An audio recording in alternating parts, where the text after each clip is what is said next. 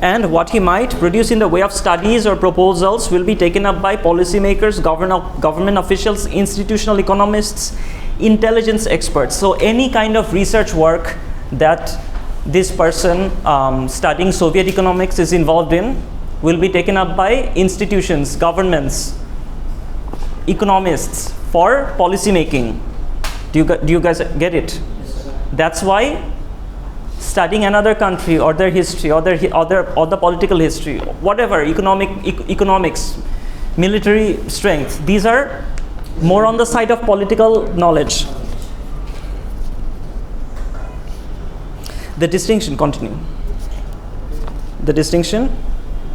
The distinction between humanists and persons whose work has policy implications or political significance can be broadened further by saying that the former ideological power is a measure of incidental importance of politics, although possibly of great moment of his colleagues in the field, who may object to his Stalinism or fascism or to easy liberalism. Whereas the ideology of the latter is woven directly into his material. Indeed, economics, politics, and sociology in the modern academy are ideological sciences, and therefore taken for granted as being political. Okay. So do you guys understand? For the former, for the literature humanities scholar, his work are of incidental importance to what? Incidental importance to what? Politics. Do you guys understand what incidental is? Incidental? Said is trying to say that it is indirectly related or coincidental, indirectly related to politics. Not very direct. There's not a direct relationship between politics and literature. But corrected. So any incident like something is. Think of it this way: coincidental or indirect. Coincidental or indirect. Think of it this way. They won't mention the main facts. Exactly. So it's like. It goes indirect. Very indirect. It's like we need to think the things indirectly, not directly. It's like saying, it's like criticizing the government without letting them know. So it's a satire. It's a little bit satire. It could be satire. It could be satire. So very indirect. And if I'm studying economics, Soviet economics, it's very directly related. In the first case, it is in the first case with the literature or humanities scholar, it is indirectly woven in my work. It is indirect. You can find it indirectly in my work. But in the case of the economist studying the Soviet era, it is directly found in his work. Okay, that is the only difference. But আপনাদেরকে কিভাবে বুঝাবো? ইডিওলজির ছাপটা সবসময় কাজের উপর থাকবে আপনার। পলিটিক্সের ছাপটা থাকবে তাও। লিটারেচার স্কলার হলেও বা লিটারেচার স্টুডেন্ট হলেও পলিটিক্সের ছাপটা আপনাদের উপর পড়বে কোনো না কোনোভাবে। এটাই হচ্ছে বলার চেষ্টা করছে সাইদ এখানে। ওকে,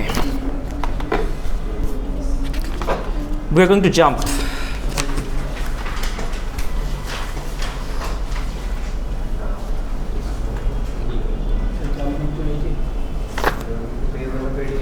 No.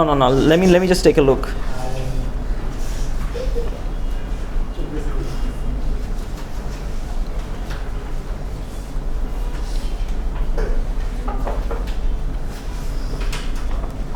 Page 13.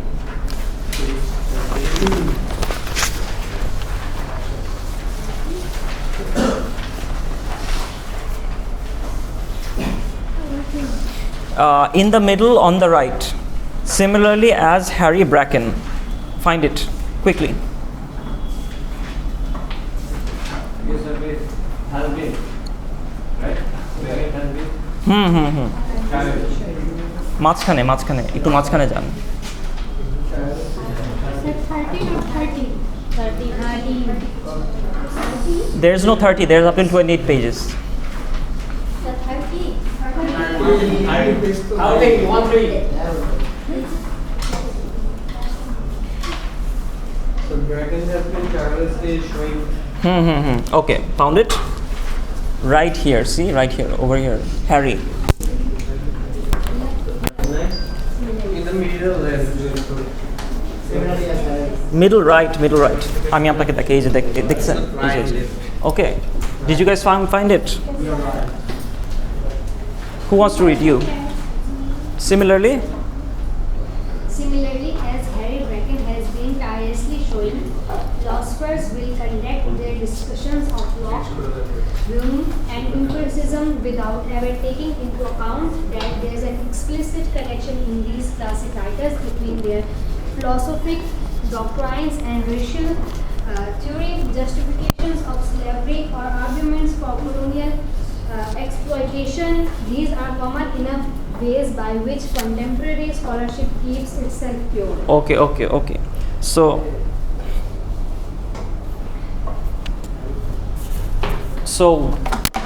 there is a way scholarship is done. So people doing research, let's say on philosophers, will study individual philosophers. Okay? But Harry Bracken, he's another thinker. He's saying that look, contemporary scholarship tries to suggest that this knowledge is not political by doing what? By showing that look, by studying these authors separately. But if you take them together, if you study them together, you will find that they all have very similar ideas. They're thinking in a very similar pattern. Okay, when you read all of them together, they're all thinking in a similar pattern. They're all thinking like colonizers. Okay.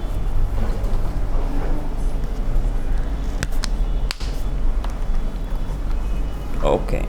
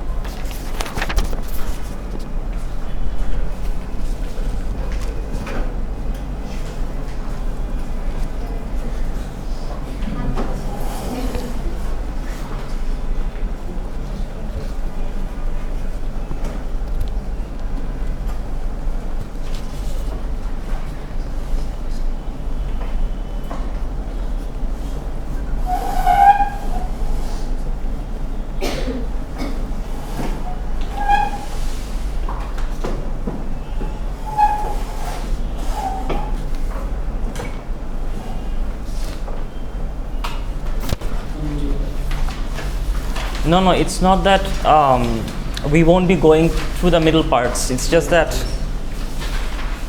I mean, we're kind of short on time. I'm thinking maybe I'll teach you guys that part later. We have to get to the important part now. How many classes do we have left? We have 3 more classes, right? Or 2 more classes? 4 classes, great. Someone read. Yes, the historical circumstances making this part. Second paragraph, page 26. Who wants to read? Raise your hands.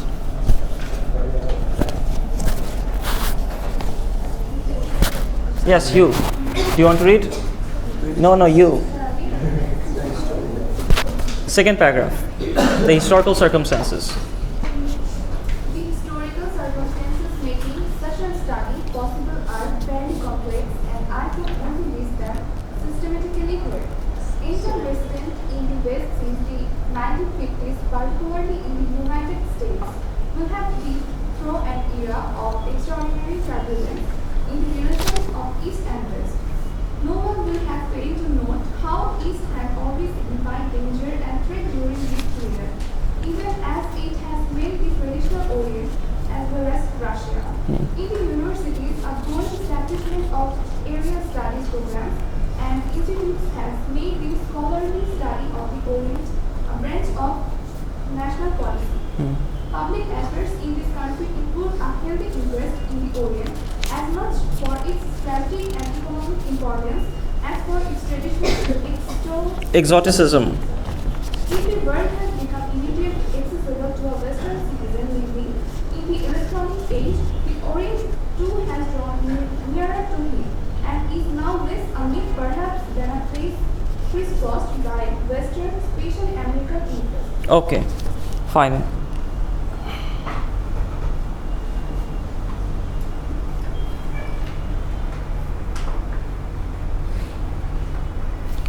Go back to page 25. Okay, I find this part also interesting. The personal dimension.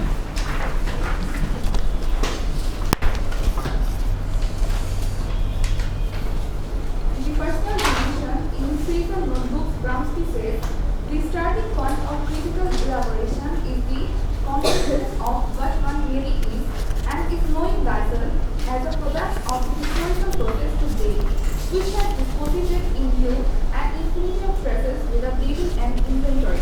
The only available English translation is explicitly leaves Gramsci's comment at that, whereas in fact Gramsci's Italian text concludes by adding, therefore it is imperative at the outset to compile such an inventory. Okay. What is he saying? Can somebody explain this to me? This part?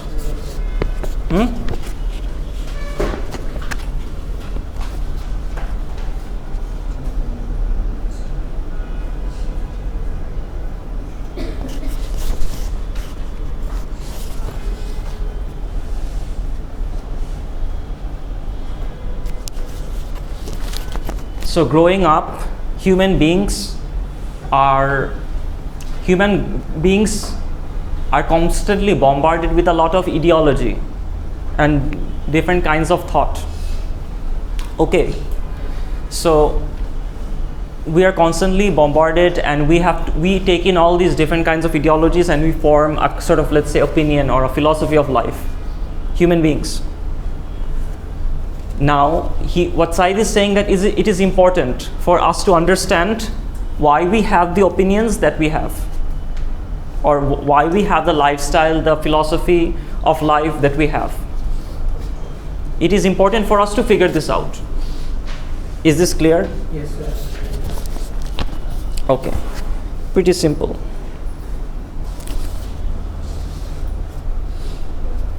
Much of the continue. Much of the personal investment in this study derives from my awareness of being an Oriental as a child growing up in two British colonies. All of my education in those colonies, Palestine and Egypt, and in the United States, has been Western, and yet that deep early awareness has persisted. In many ways, my study of Orientalism has been an attempt to inventory the traces upon me. The Oriental subject of the culture whose domination has been so powerful, a factor in the life of all Orientals. This is why for me the Islamic Orient has had to be the center of attention. Whether what I have achieved is the inventory prescribed by Gramsci is not for me to judge, although I have felt it important to be conscious of trying to produce one. Along the way, as sincerely and as rationally as I have been able, I have tried to maintain a critical consciousness as well as employing those instruments of historical, humanistic and cultural research of which my education has made me the fortunate beneficiary. In none of that, however, have I ever lost hold of the cultural reality of the personal involvement in having been constituted as an Oriental. Okay, so do you guys understand this part? Yes. Yes? Who? Could you explain? In this part, said to us that is the colonizer when the British Empire, and also they Palestine and Egypt, cultural difference. Okay, continue. You didn't finish what you were supposed to say. বলেন বলেন। এখানে বলা হচ্ছিল যে সাইদ বলছিল যে যখন colonised করছিল ইজিপ্ট এবং প্যালেস্টাইন সহ সেইখানকার সিচুয়েশন এবং ব্রিটিশের যে কলোনাইজার এডুকেশন সিস্টেমটা যে ছিল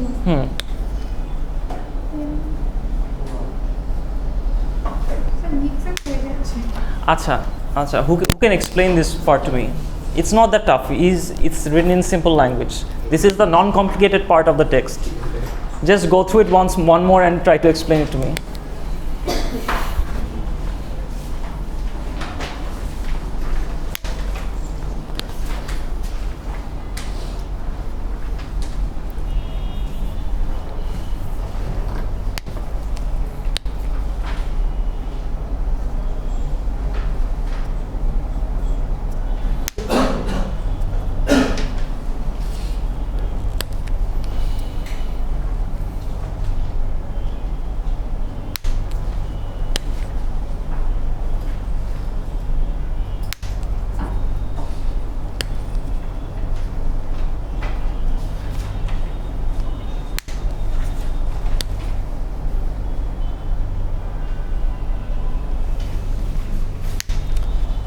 You guys done?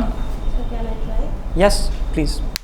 Well, I think here Said is trying to say that from the beginning of his childhood, he studied in both Western, like Palestinian and Egypt, all of his education.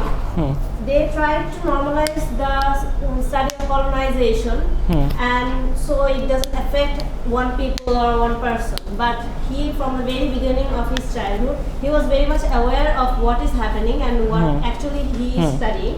That when he grew up, the Islamic Oriental had all the center of attention. Like he knew that these Islamic parts are getting more attention because of this Orientalism. But at the same time, he knew what he was being taught, and he was actually very much aware about this Orientalism process that did not make him like normalize these things. Very good. Basically, that's what's going on. So he's saying, he starts like this. You got it perfectly right. Much of the personal investment in this study derives from my awareness of being an Oriental as a child, growing up in two British colonies, Palestine and Egypt. When he was having his education, he was aware that I'm an Eastern person studying in a Western education system. Forcefully. No choice, exactly. He doesn't have a choice in this. This is why for me the Islamic Orient had to be the center of attention. Okay, another important part. So when we talk about the Orient, Said makes a distinction. Orient, for him, the Orient is not just the East. His study, at least, is concerned with the Islamic East. Why the Islamic East? Because as I mentioned, from the 8th century to 16th century, the Muslim dominated the entire world. And everywhere the British and the French and the other colonial powers went, they encountered Muslims. They're the ones who gave them resistance, mainly. So whenever in the Western mind, whenever the idea of East comes, they think about Islam. So what Said is saying is that along with the idea of the East comes the idea of Islam, and because of that, he's also implying that it's Muslims who are usually facing propaganda, misrepresentation and propaganda, and so on and so forth.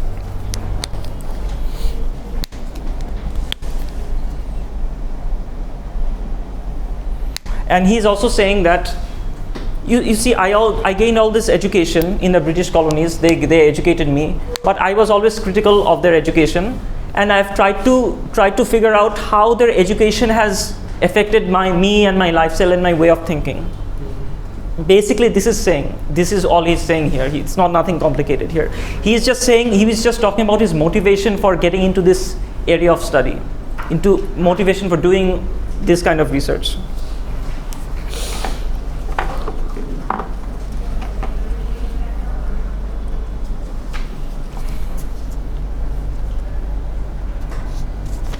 Then there's another part I want to read out. Anyone resident in the West since the 1950s. This is the paragraph, the second paragraph of page 26.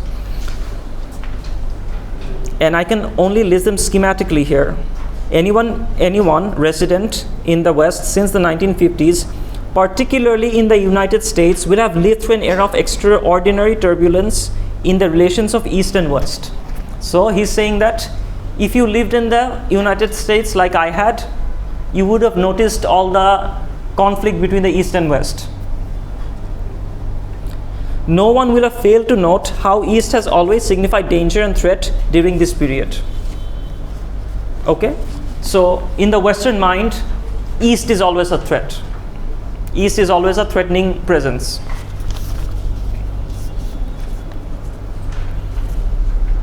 Sir, I have a question. Yes. Since West is more powerful than East, then why do they fear us? Because they're more powerful, but here's the thing, they never really completely conquered the East. Never. There is still, you see, this is the thing, like there is still resistance. There is still wars going on. They cannot completely control the East. For example, Afghanistan failed. Vietnam. Also failed.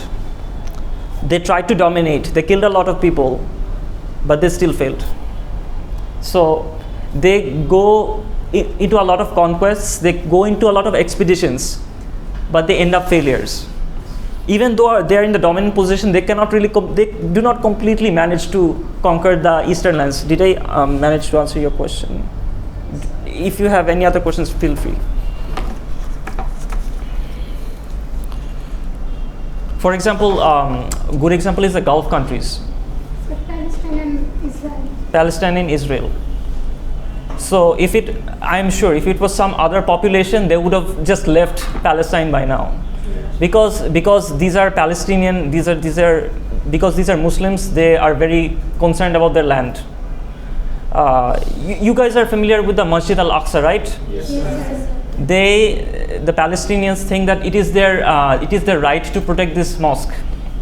So even if they die, they're not going to leave. So think about some other kind of other racial or other populations. They would have left instantly because of the danger, but because they have something to protect, they're not leaving, right? Even now, right?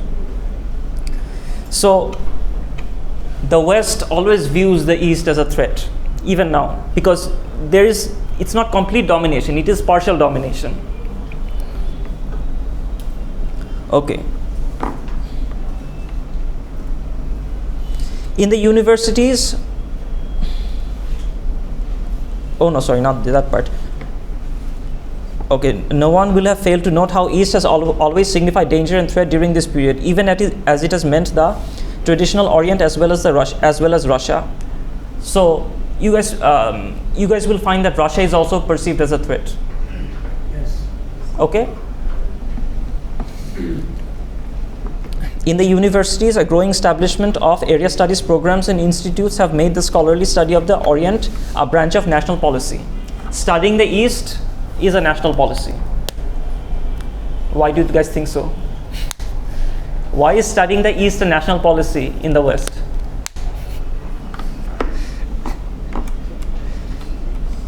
Why? They are more serious about us than us. That's a good answer. Yes, they are very serious.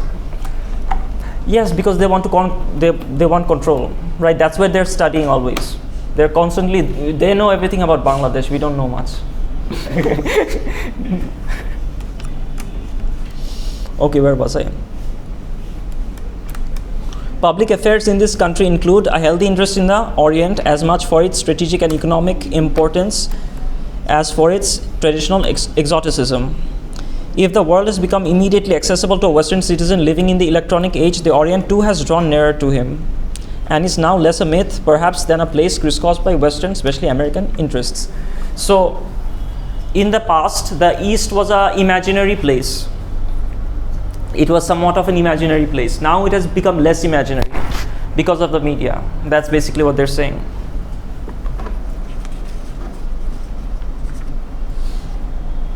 One aspect, who wants to read?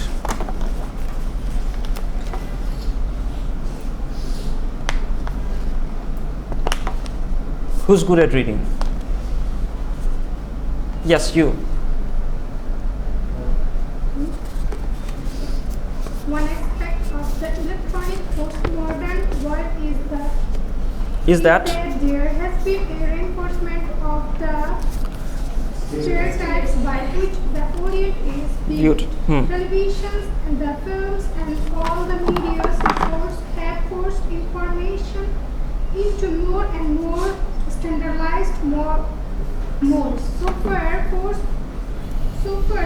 the Orient is concerned, standardization and cultural stereotyping have intensified the whole of the 19th century academic and imaginative demonology of the mysterious Orient. This is nowhere more true than in the way by which the Near East is grasped. Three things have contributed to make even the simplest Perceptions of the Arabs and Islam into highly politicized, almost ceremonial. Raucous matter. One, the history of popular anti-Arab and anti-Islam Anti-Islamic prejudice in the West. Which is the immediately reflect into the history. I'm really sorry for that. My print is also bad. I'm just trying to read somehow. You continue from where she left. Which is immediately reflected in the history of Orientalism. To the struggle between the Arabs and Israelism and its Zionism and its effects upon American Jews as well as upon the liberal culture and the population at large, treat the almost total absence of any cultural position making it possible either to Identify with or dispassionately to discuss the Arabs or Islam. Furthermore, it hardly needs saying that because the Middle East is now so identified with great power politics, or economics and the simple-minded dichotomy of freedom-loving, democratic Israel and evil. totalitarian And terroristic Arabs, the chances of anything like a clear view of what one talks about in talking about the Near East and depressingly small. Okay, so who wants to try and guess what he's trying to say here?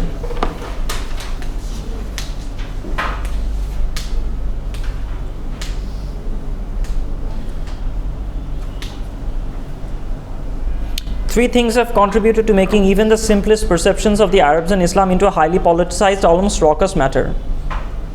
Okay? One, the history of popular anti-Arab and anti-Islamic prejudice in the West. So, media constantly misrepresents the Arabs and the Muslims. The history of popular anti-Arab and anti-Islamic prejudice in the West. What is prejudice? Culture. Culture. Prejudice. Culture. Prejudice is unreasonable hatred. Okay. What? Unreasonable hatred. Or dislike, however you might want to put it. Sir, I think I can explain this. The western part was to dominate the eastern part because the eastern part has a lot of natural resources, assets, so they can snatch those from eastern part. However, they are failed in the western part. That's why they are blaming us that Muslims are terrorists. They are the dangerous parts. Of course. They will give all the Christians the western part. They are uncultured. They're barbarians. They're backward. They will package the women. So these things are prejudice.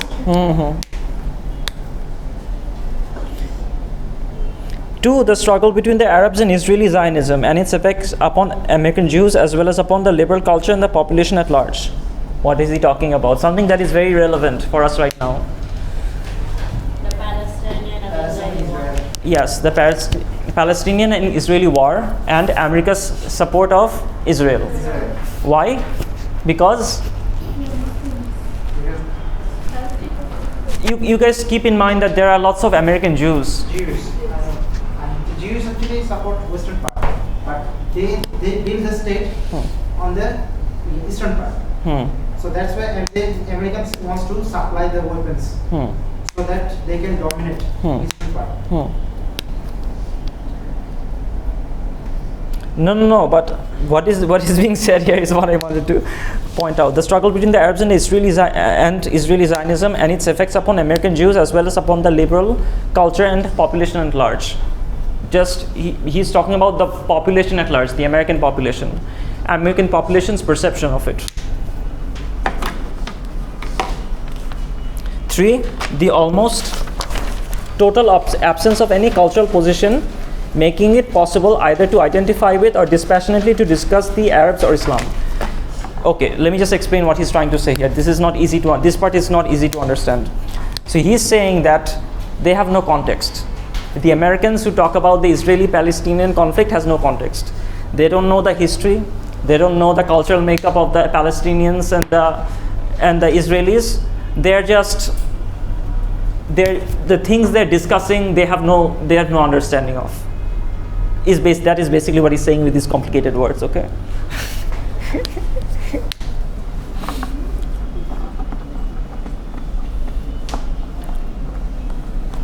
My own experiences. Continue. My own experiences of these matters are in part what made me write this book. The life of an Arab Palestinian in the West, particularly in America, is disheartening. There exists here an almost unanimous consensus that politically he does not exist. And when it is allowed that he does, it is either as a or as an Oriental. Okay, what is he saying?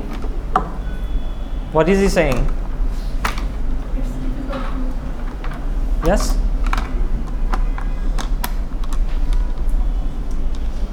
আপনারা বুঝতেছেন কি বললো? As a Muslim. As a Muslim, Palestinian Muslim. It's difficult. Because there exists here an almost unanimous consensus that politically he does not exist. Americans don't think that there are any Palestinians in America, even though there are. Even though the Palestinian person has been dislocated, even though they are living in America, Americans don't want to believe. According to Said, Americans don't want to accept that there are Palestinians in America. Why? Because according to them, Palestinians are, terrorists and whatnot. They're not refugees. They're not, worthy of that kind of those labels. And when it is allowed that he does, if they consider that the Palestinian does exist in America, it is either as a nuisance or as an Oriental. What is a nuisance? Something that is very annoying is a nuisance. Tiresome, exactly. It is very tiresome and annoying thing, or he is an Oriental, or he is a backward and barbaric person.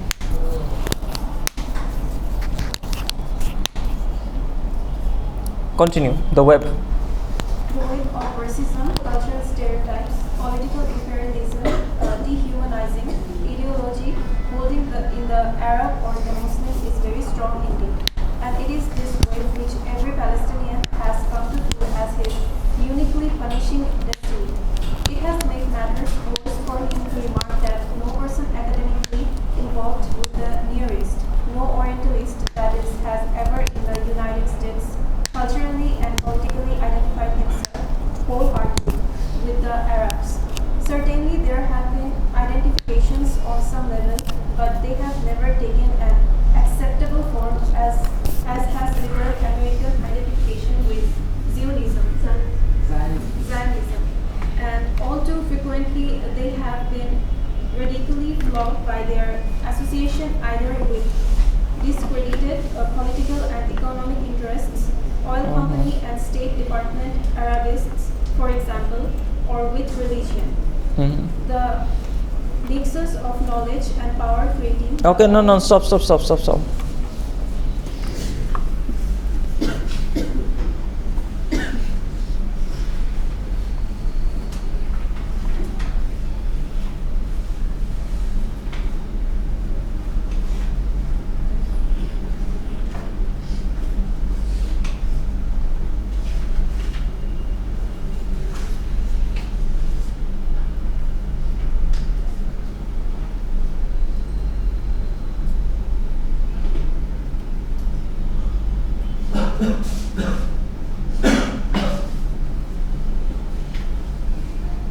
What is he saying here?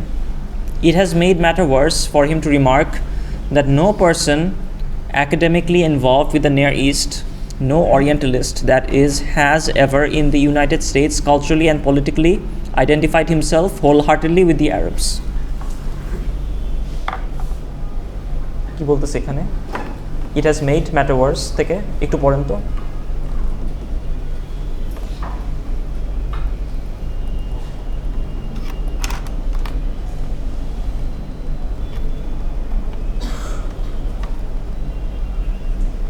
While studying in the West, they can never identify as Arabs because the West or the US never accepted them as a normal person. They always outcasted the Arabs. Okay, so you're partly right. What he's saying is politically identified. Okay, so first of all, it's difficult for a person to say I'm an Arab in the United States. That's one. Because nobody has ever said it. Nobody has ever said that I support the Arabs. Okay, so it's difficult for him to say I support the Palestinians, the Palestinian Arabs. So you cannot. It is difficult for a person to say I support the Arabs. You have to say I support the Israelites. Because other people haven't said it before. Very, very unnatural opinion. Okay?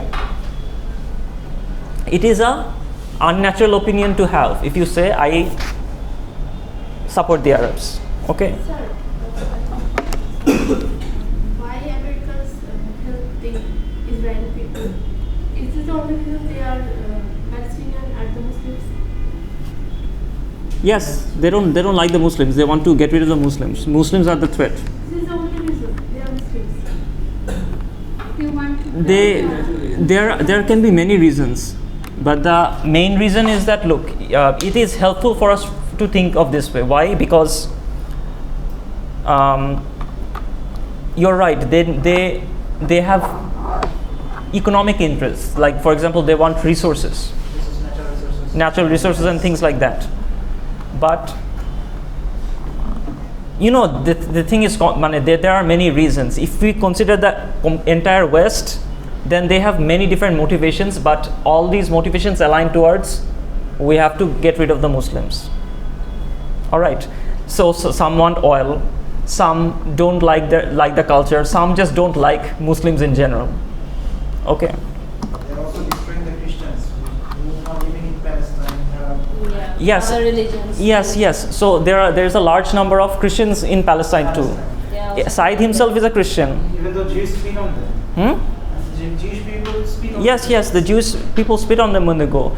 And the thing is, the West, when they talk about Palestine, they think Palestine is only populated by Muslims. They don't know that they're Christians too. If they did, maybe their opinions. They don't believe that there can be Arabic Christians, but there is Arabic Christians. Exactly, there are Arab Christians, large number of them. Even in the Gulf region, even in the Saudi region, there are over 11 million Arab Christians. Right? Christians don't know. So I don't think they're believing in religion. They try to dominate them by political issues. They don't look. They don't even care that Christianity. Yes, I think if they did, the religious Christian population would at least have some support for the Palestinians. But because they don't even know, it's like they're totally against. Because it's like he said, the Americans or the West has no semblance of what's going on. They don't understand what kind of people live there. They don't know about their history. They don't know about their culture. They don't know these things. They're just fed by media. They're just brainwashed by media, right? The concern for us is that, okay, they have gone through propaganda. They're brainwashed. But what about us? We have to be careful as well. Because maybe we are not as smart as we think we are. Okay?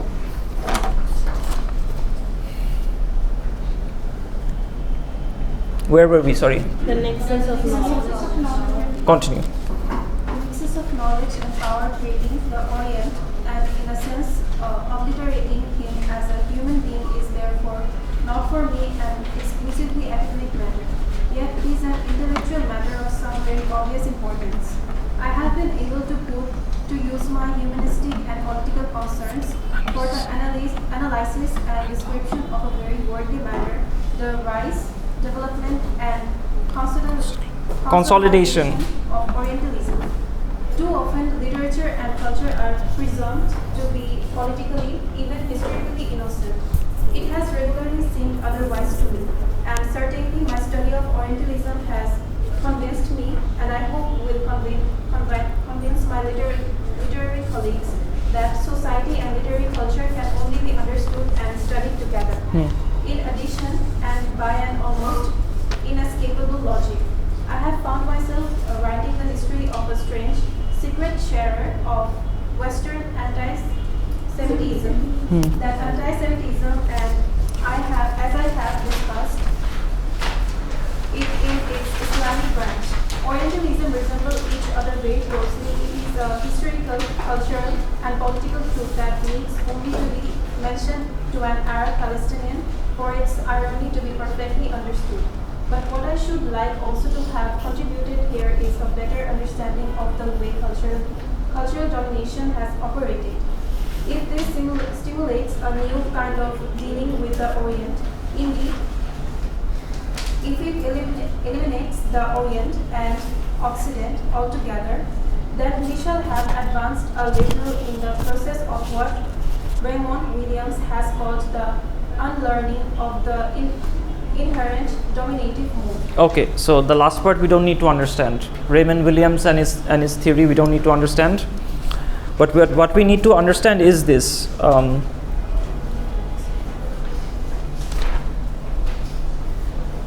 The nexus of knowledge and power, creating the Oriental and, in a sense, obliterating him as a human being is therefore not for me an exclusively academic matter. Yet it is an intellectual matter of some obvious importance. I have been able to put to use my humanistic and political concerns for the analysis and description of a very worldly matter, the rise, development, and consolidation of Orientalism. The nexus of knowledge and power. Okay, so there's something you guys need to understand. Knowledge and power. Society believes that knowledge and power is interconnected. Okay? So he believes that knowledge and power works together. For example, we have already mentioned that it is a matter of national policy that they are going to study the Orient. Why is it a matter of national policy? Having knowledge about us will give them power over us. Okay? And having power over us will give them more knowledge about us. and so on. This is like a circle. It's like that. Pure knowledge and political knowledge. Every single knowledge. Knowledge and All kinds of knowledge. Knowledge in general. Think of knowledge in general. Okay. So having knowledge will give them power, and with that power they will gain more knowledge, and then more power, and then more knowledge, and then more power. So this is like a loop. Okay. And it is also unclear where the whole loop starts. Does it start with power or does it start with knowledge? We don't know. Okay? This is a matter of debate.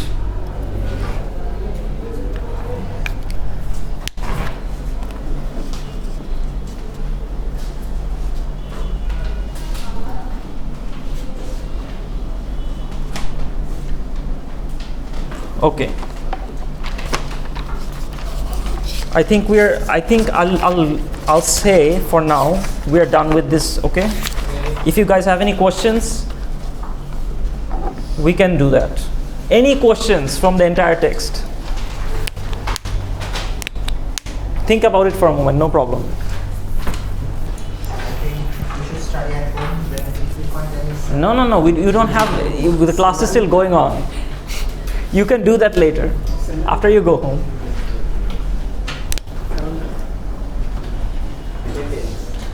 Sir, attendance. What's the time? You can just tell me directly.